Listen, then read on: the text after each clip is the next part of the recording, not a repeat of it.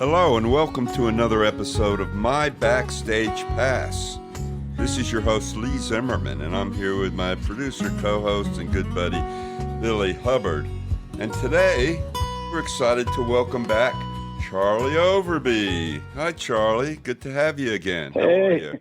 Hey guys, nice to be back. Thanks for having me. Yeah. Oh, our pleasure. You know, we did a previous episode with you, and you know, by popular demand, Charlie, here you are again. I mean, we can't deny the fans. Yeah. I love it. Yes, that was our studio audience just giving you a round of applause here. Very good. I'll take it whenever I can get it. Won't we all? Won't we all? Yeah. I wish there are times when I wish I could get a standing ovation from my wife, but she just ignores me. So anyway, that's the breaks. Right. So Charlie, now you have a new album here, and it's special because it's kind of an encapsulation of your career and people you've worked with. Not a greatest hits per se, but one that kind of digs deep into your history and your roots, so to speak. So why don't you tell us kind of what it's all about? Yeah, I like that. Not a greatest hits. I always say just the hits, folks. Just the hits. Okay. More hits.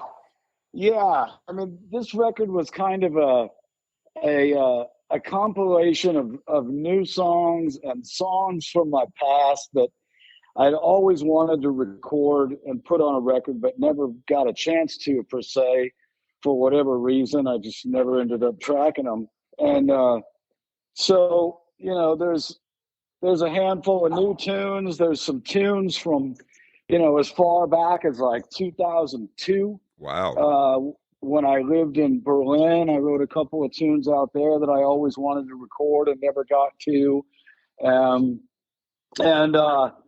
Yeah, so, you know, I kind of wanted to make a record that sort of told my story and wasn't actually in one direction or another, so to speak. Yeah. And, you know, I didn't set out and say, I'm going to make a rock record or I'm going to make a country record, or, you know, I just kind of set out to try to make a great record and sort of let the songs speak for themselves. And, you know, I had one guy do a review that said, I'm not quite sure what this record is, which to me was a success because that was the record I wanted to make. Was he complaining because he couldn't put it into a little box? Yeah, he couldn't pigeonhole it into a box. Yeah. And, you know, he tried to say that, you know, punk rock and country music don't have anything to do with one another. And you know, to me, the attitude is the same. Sure. And, you know, I mean, I didn't go out there saying, yeah, this is a punk rock record. I think he went off of you know, there was a song called Punk Rock Spy. Yeah. That Lemmy from Motorhead one time said, man, you're kind of the punk rock spy in the house of Honky Tonk. And yes. I just thought that was a beautiful an ode, you know. I really loved it, and it being Lemmy was even more important. So, yeah, I think he kind of went off of that first song on the record and thought like, well, you can't mix punk rock and country, but you know, whatever. Hey, I think it's a master. I'd call it a masterpiece. Maybe not. You don't want to call it your greatest hits, but I really think it's exceptional. Oh, thank you so much. Thank you. It sums up what you're all about, really, you know? Yeah. I love it. Yeah, basically. I mean, it kind of tells my story, you know? And so, but yeah, this record, I mean, I kind of wanted to do something that was, you know, we're in the middle of New Mexico now, so it's not so easy to, most of my guys, my touring band are all out in Los Angeles still. And I was trying to get a record done and out, and getting everybody out here is, you know, kind of can be a bit of a fiasco. So I went in and recorded my own drums and my acoustics and my vocals. And then once I had all that done, I was kind of like, wow, I could actually have some friends and some other people play on this thing. And that's how it kind of turned out to where I ended up having all these special guests on it.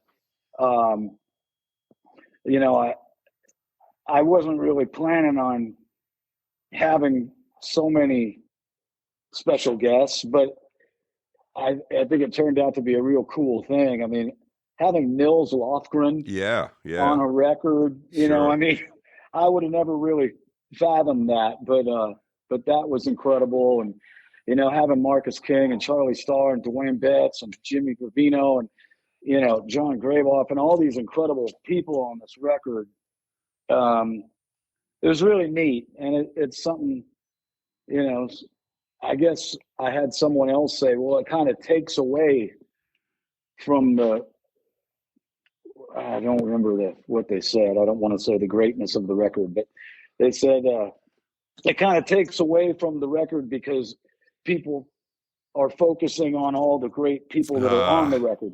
But you know, man. I hate hearing about all these negative critics because I'm a writer, and you know, I'm a little embarrassed by my fellow writers that they're saying such stupid things. Yeah, this is my favorite kind of record, really, with a lot of stars. And there's nothing wrong with having marquee names, because if nothing else, it is going to draw attention. And once it draws people's attention and they listen, then they can fully appreciate who you are and what you do. There's nothing wrong with that, you know? Thank you. Well, it's true. I mean, there mostly have been really, really, really great reviews. Good. I'm happy to hear that. But it's, of course, you know, as an artist, it's always the negative shit that sticks in your head. I know. You know? So, I know. I mean, at the end of the day, my motto is I don't really give a fuck. But Billy, are we PG? We're a PG rated podcaster, Charlie. No, we're not. Just kidding. Sorry about that. I don't really give a noodle.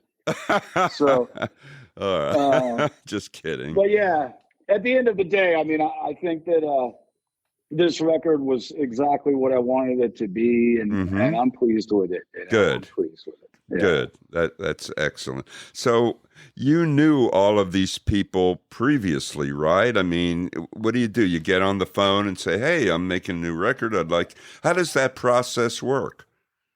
Well, yeah, I did know all of these people, and I've been real lucky, you know, in my life with music. I've come across so many great folks, and you know, once I cut the original tracks, I kind of sat down and Corey McCormick played all the bass on the whole record.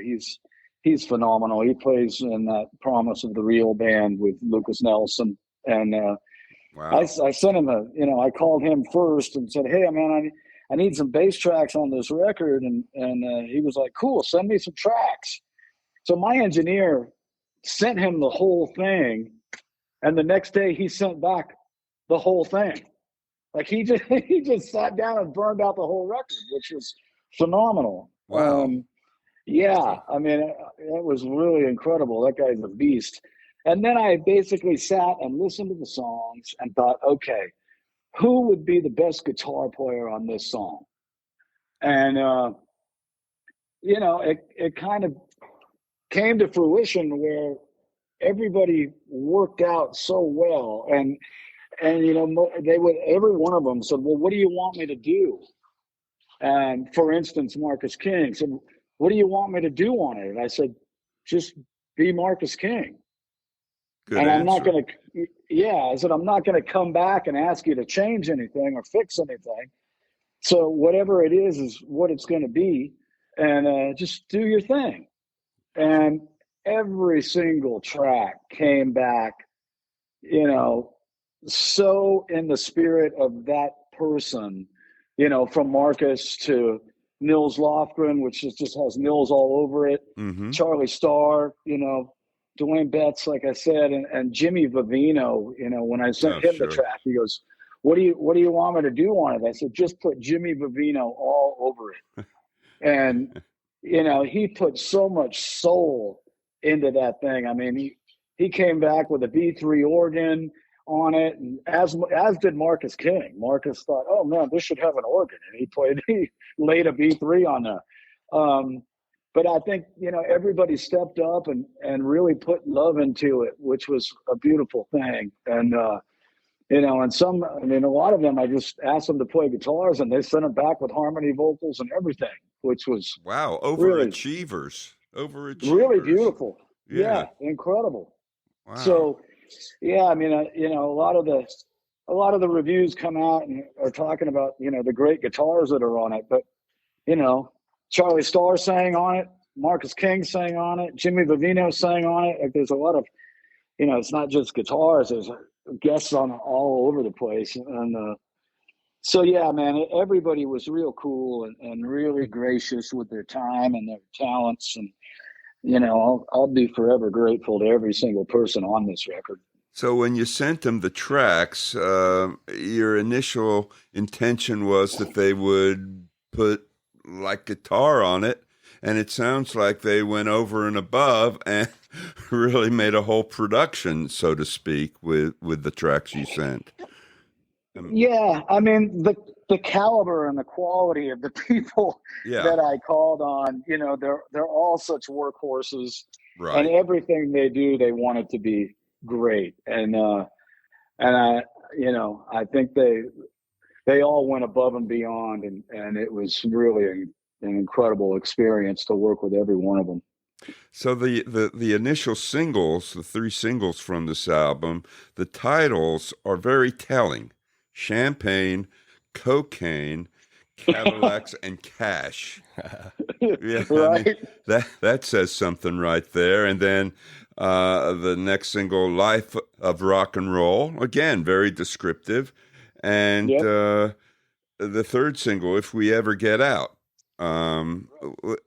Again, you're really sort of putting it, setting it up with the titles of these songs, which is very interesting to be so descriptive and really make a statement, so to speak, which is what you've done, Yeah, I mean, I think that's the intention for most of us, is to have something to say.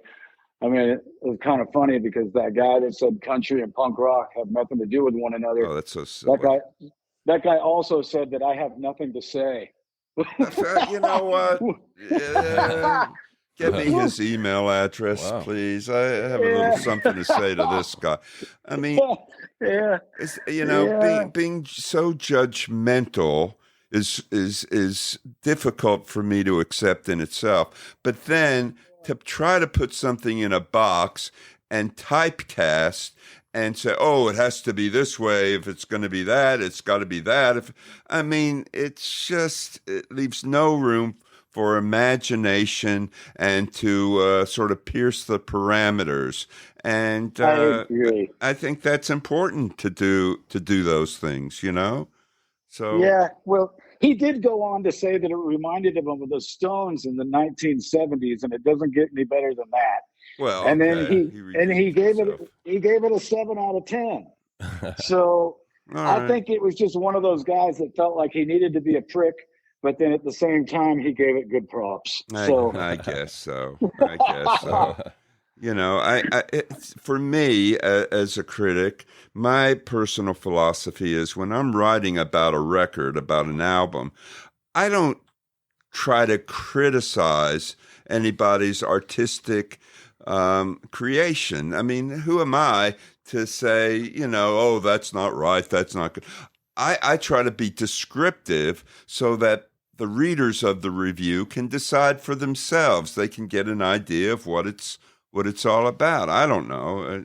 That's the way I think it should be, But yeah, sure. I don't know. I mean, everybody's got their own take on everything. And, I know. As I think it was David Lee Roth once said way back when he was, I think he was probably letting some of the critics get to him, and then he said, you you can't really listen to what the critics say because most of the critics look like Elvis Costello. Wow. I hope Elvis Costello didn't confront him with that. That's a bit of a put down. But yeah, I always thought Elvis was nerds a is what he's cool-looking trying to cat. say. Nerds. Well, Lee, you look nothing like Elvis. Thank you, Billy. Billy just gave me information.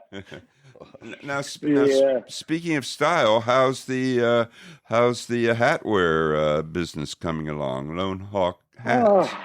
Never a dull moment, man. Never a dull moment. Really? Yeah, I mean, you know, I was lucky with that because I started doing it a long time ago, and so the come lately or whatever they call them. I mean, obviously it's a huge thing right now with country music being so big and the return of country fashion. Yeah. You know, it's I don't know. I mean, I try to just stay in my lane and do my thing and not get too backed up. Hey man, I'm sure Charlie knows this, but I've been seeing these hats on social media that you look at them, they look great, and then you realize those are all coming from China or something. Those, I guess, Charlie. I know. I got one from China, but it's not my only one. I mean, there's all these fake hat companies out there now. Yep. Yep. There are. So are you still staying active with the company? I mean, is that still ongoing, happening? Yeah, full bore. Yeah, right. I mean, I'm working on. I mean, I'm always playing catch up on orders, and I'm working on a brand new TV series right now that I'm really not supposed to talk about yet. That's pretty exciting. And you know, I'm still making as many as I can for us blue collar types, okay. And I still get the the big wig music people, and you know, like I said, I started doing it a long time ago, so I'm, you know, my big family of hat people over here is great, regardless of whether it's going to be in fashion or not. Mm-hmm.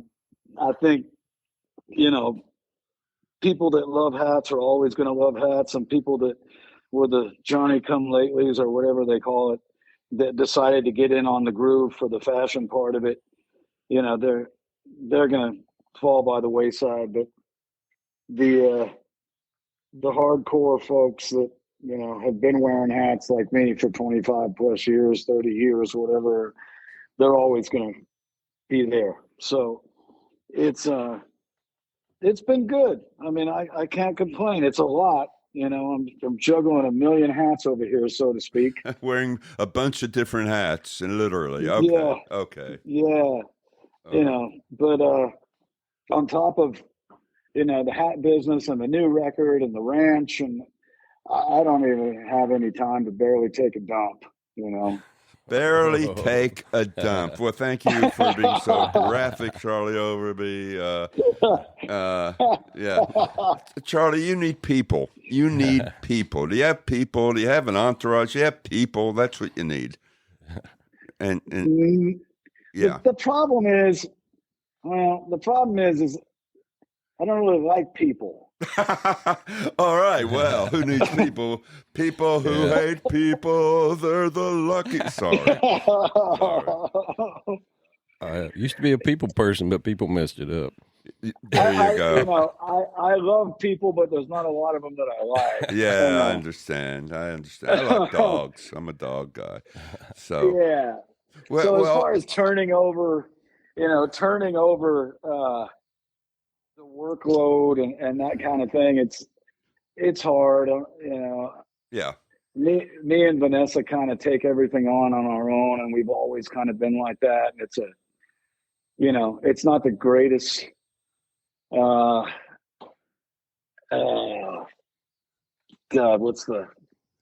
whatever. We would be more productive if we did bring on some help, which we always talk about doing, but we're overachievers, and we just try to make sure that everything's exactly right. Excellent. And, you know, it's not hard to find a Billy Hubbard. I mean, not easy to find a Billy Hubbard, Lee. I know that. I know that for a fact. I know that. I was looking for a Billy Hubbard forever, and then I said, "Oh, you are Billy Hubbard." It was amazing. It was a wonderful thing. Yeah, thank you. Thank you. Is Billy Hubbard at all related to Matt Hubbard? To which Hubbard? Ray? Hubbard. Ray Wiley Hubbard. Yeah. There's several Hubbards. Yeah. Well, I don't. Okay. Matt Hubbard is phenomenal musician, keyboard, piano player that lives in Austin, and he played on a couple of tracks on my record, and he's been playing live with me. Oh, I got. I met him on the Outlaw Country Cruise, and we've been playing together since. Wow. And I'm a little familiar with him. Yeah. Are you? Yeah. And there's Nielsen Hubbard, who's a fantastic producer in Nashville. Well, the Hubbards ended up. Is he in Texas? Where's he based at? I don't know. Nielsen Hubbard, I think, is in Nashville. I've met him there. I was talking about Matt. Oh, Matt. Okay. I don't know. Yeah. Too many Hubbards. Yeah. Ray Wiley. A lot of Hubbards out there. Connected to the Ray Wiley, supposedly. Yeah. We met with Ray, and Billy asked him, and Ray was non-committal. Our family's kind of the same area. I'm sure that people always ask Ray Wiley if he's related to Billy. That's true. That's what he was telling us. And he got a little irritated, didn't he, Billy? Yeah, he got sick of being asked that question. I don't know. We did bond, though. You know, You did. Yes, we're related now. You did. And I was sitting there, and Ray and Billy were talking, and I said, "This is great, guys." And they said, "Lee, why don't you just leave? We're having a moment." And that was hurtful, but I dealt with it. That was at the shed. That was at the shed, yeah. That was Speaking of the shed, yeah. We were hoping you were going to be with Blackberry Smoke. You know, we see him at the shed a lot over here near us. Harley shop there on here. Yeah. Those Blackberry Smoke dudes. Yeah. So that's a good crew of family right there. Well, you know what? That's a great segue, because we're going to play a song from your new album called "In Good Company." What a segue! Yeah. Well, this song is Champagne, Cocaine, Cadillacs, and Cash. Right. Well, we're playing a song from the album. Yeah. Here we go. My bleep. Okay. Let's give it a spin here. All right.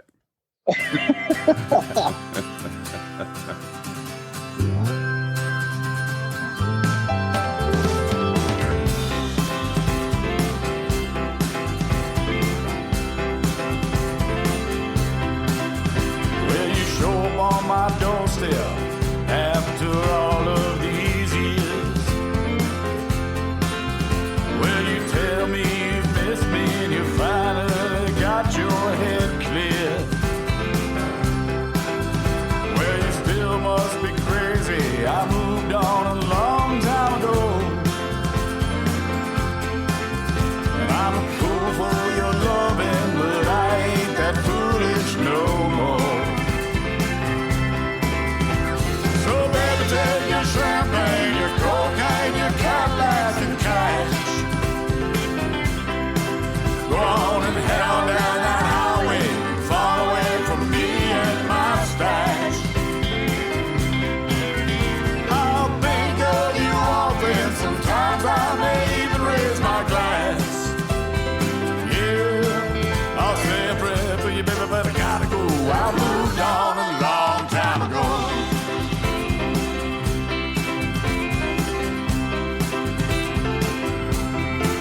Well, I've been loving, I've been hanging around here long enough to know I gave you everything I had, girl, and you put it all up your nose. Well, you still must be crazy. I moved on a long time ago, and I'm a fool for your loving, but I ain't that foolish no more. So baby, take your champagne, your cocaine, your Cadillac and cash.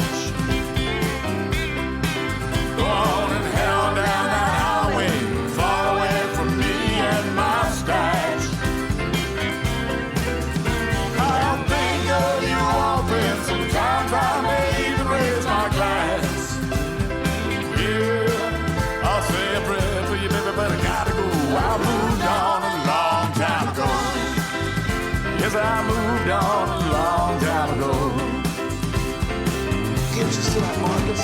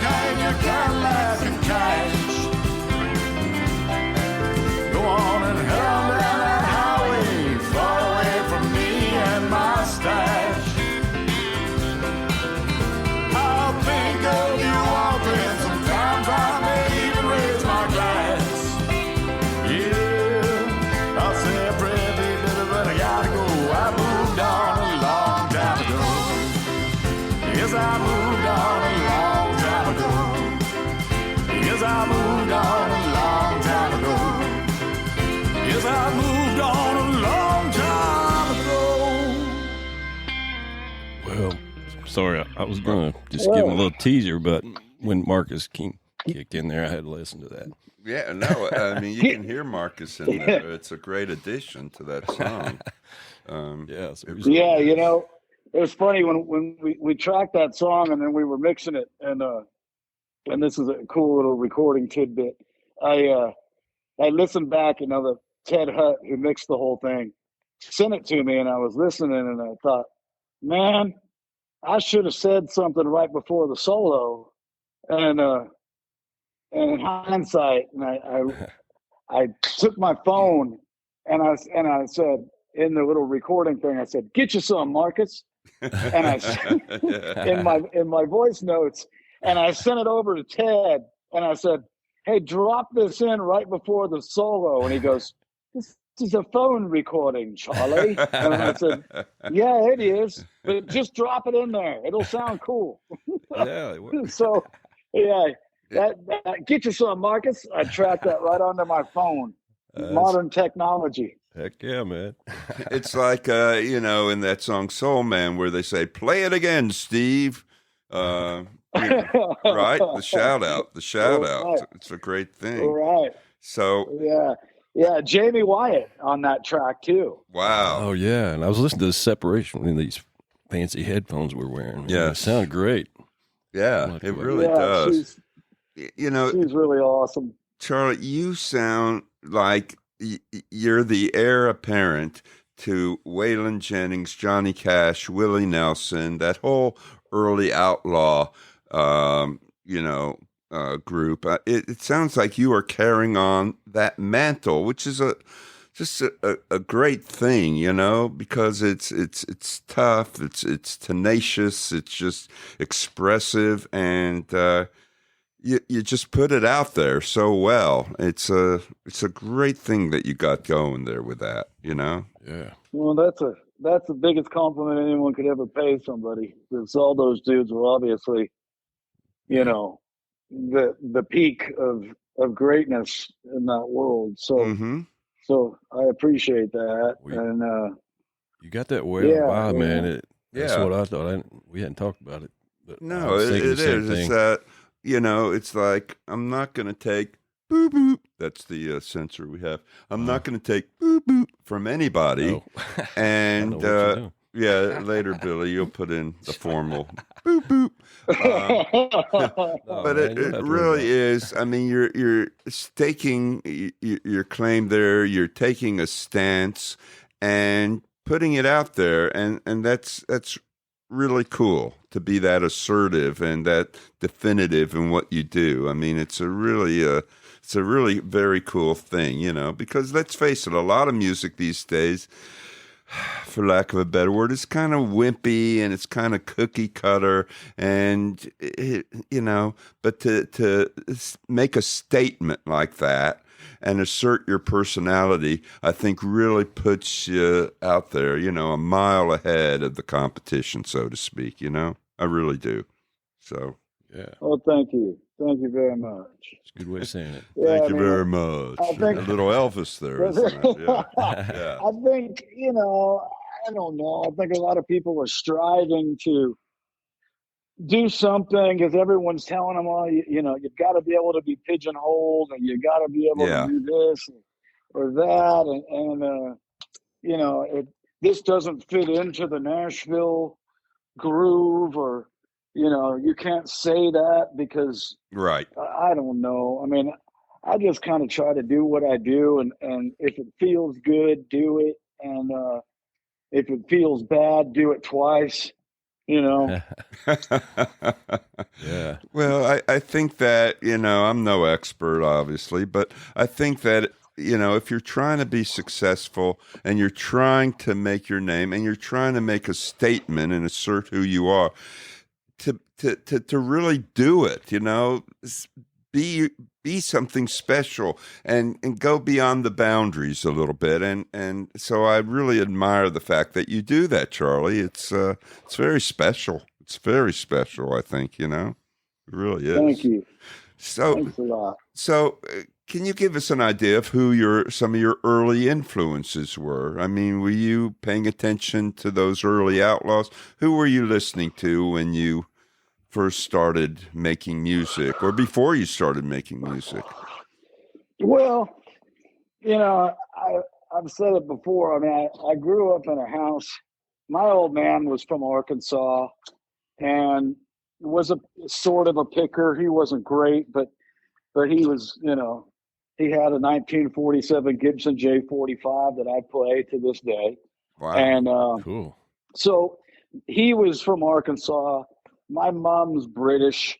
So in my house when I was a kid, it was either Johnny Cash, Glenn Campbell, Hee Haw, or Benny Hill. Benny Hill, which was okay. which was a kind of a cool combo of stuff to have around you. And we should be just alike. That's everything I watched. Yeah. Yeah. Like so it was always, country music playing or Roy Clark. My old man loved Roy Clark. Oh, And so there was a lot of picking going on, which I didn't really gravitate to, because as a kid, I decided I was going to play drums because I didn't want to do what my dad did. I didn't want to listen to what my dad listened to. And so, I was a drummer, and I got into punk rock and, the stuff that kids did back then. And once I was mature enough to appreciate Johnny Cash and all those greats, Christopherson, such a great songwriter. And, it was kind of like, okay, I was in a cowpunk band, and people always say, like, how did you go from doing cowpunk to being like an Americana songwriter, so to speak? I think it's a natural typecasting. Yeah, I think it's a natural progression, as you mature. I hate saying get older, but to gravitate into, writing songs that you feel, and not just be singing about whiskey and girls and cars, and which a lot of country music, tends to fall into as well. But a great song's a great song, so to speak. And there were songs on this record that, I said, well, I had people tell me, you should record that song. And I go, yeah, once I'm ready to make, like, songwriter records, I'll do it. And I don't know. I mean, I think the divine architecture kind of takes us to where we're supposed to be if we don't screw it up. And I feel like, as far as my songwriting and all of that kind of stuff, I'm exactly where I'm supposed to be today. Excellent. So what's next here? You have a tour plan for the fall here? You're going to be on the road? Yeah. We've been doing some shows, and I'm actually flying out of here on Monday morning to come down to Nashville. Wow. Yeah. Playing the Gibson Garage And then the next day we're playing at the 5-spot place. 22nd. And then we're driving out to Atlanta to play in Atlanta. And those are just kind of record release parties, I guess you'd say. Mm-hmm. And in October we've got a big run. I think it's 26 or 27 shows or something, starting out at a big festival out on the West Coast that I'm not allowed to announce yet either. Oh my gosh. We want exclusive, Charlie Overbey. We want some exclusives here. Oh my gosh. Okay. Yeah. We'll respect So we you. start out on the West Coast, and then we make our way back here, and then we jump on the road with Blackberry Smoke for a handful of dates. And so yeah, I'm out playing as much as I can possibly play, and anywhere they'll let me do it, I'll do it. Excellent. Well, we hope to see you in this part of the world at some point. It would be great to see you out here. But in the meantime, wishing you all the best. I mean, this is a terrific record, and it sounds like such a cliche, but you really have it together. God, that's a cliche, but you know what I mean. You really do. You really have it going. You really have it going. And thank you. I appreciate that. It's great. Yeah, as much as we tend to want to think that we've got it all together, we're always doubting everything as artists, and we always feel like we don't have enough going on or we're not doing enough. But it was nice to hear that, and I feel like I've got too much going on. So juggling. It's all good. It's good stuff, though. Yeah. All right. Well, we'll sign off here and Charlie get going. Charlie, we sure appreciate your time and coming back to the podcast here. And it's always a pleasure. Thank you, sir. You're terrific. You're terrific. Man. Thank you. Well, yeah, big thanks to Charlie Overbey. Be sure and check out his website for his tour. Got some good stuff coming up. The Blackberry Smoke tour looks pretty cool in October. And maybe we can make it to Nashville next week. Okay? It's only 2 hours. Yeah, there you go. With three. Okay. You drive fast, Billy. You drive fast. Okay. I'm scared to death when Billy's driving. No, it's okay. Anyway, big thanks to our hosts. And, Lee Zimmerman here. He's a author, music journalist, responsible for gold records on his wall for a lot of big names. But anyway, he's got a new book out, 30 Years Behind the Glass, with Jim Gaines on Amazon. So give him a little pitch there. Thank you. Please like, share, and subscribe to my Backstage Pass on your favorite platform. And we'll see y'all next time. Happy trails to you.